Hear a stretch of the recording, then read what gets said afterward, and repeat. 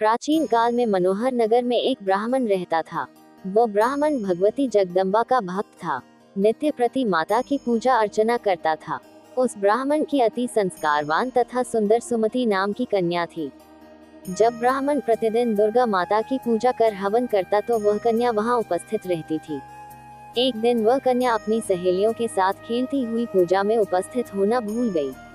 अपनी कन्या द्वारा की गई इस गलती से ब्राह्मण को उस पर क्रोध हुआ। क्रोध करके उसने अपनी कन्या से कहा, आज तुमने भगवती का पूजन नहीं किया, मैं तुम पर रुष्ट हूँ। अब मैं तुम्हारा विवाह किसी कुष्ठ रोगी या दरिद्र व्यक्ति से करूंगा।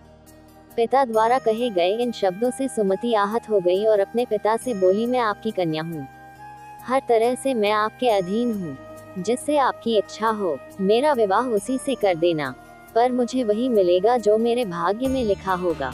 मुझे ये पूर्णत विश्वास है, जैसे अग्नि में घी डालने से अग्नि अत्यधिक प्रज्वलित होती है, उसी तरह बेटी द्वारा कहे गए इन वचनों से वो ब्राह्मण और अधिक क्रोधित हो गया और क्रोध की अग्नि में जलते हुए उसने अपनी कन्या का विवाह एक कुष्ठ रोगी से कर दिया और उसे विदा करते हुए बोला, हे पुत्री, अब तुम अपना कर्म फल भोगो, देखते हैं भाग्य के भरोसे रहकर तुम क्या करती हो।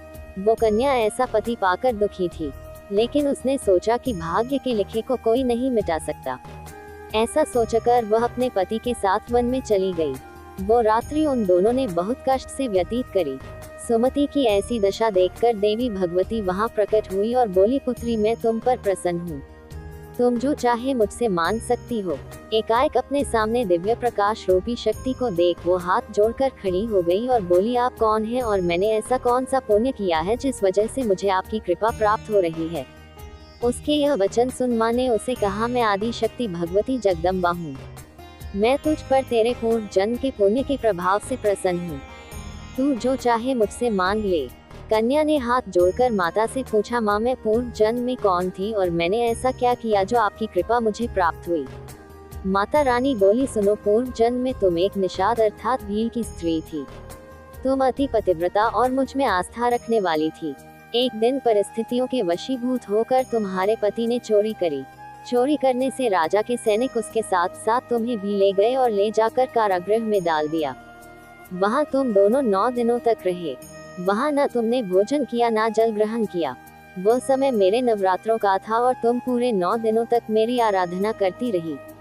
कुछ भी ना खाने पीने के कारण तुम्हारे द्वारा मेरा व्रत हो गया।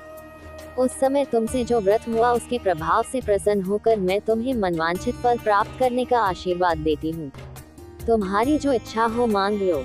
वह कन्या बोली, आप मुझ पर प्रसन्न हो तो मेरे पति को कोढ़ मुक्त करो। ऐसा सुनकर माता बोली, तथास्तु। तब उसके पति का शरीर भगवती की कृपा से कुष्ठ रोग से रहित होकर अति कांतिवान हो गया। अपने पति की मनोहर काया देखकर वो माँ भगवती की स्तुति करने लगी।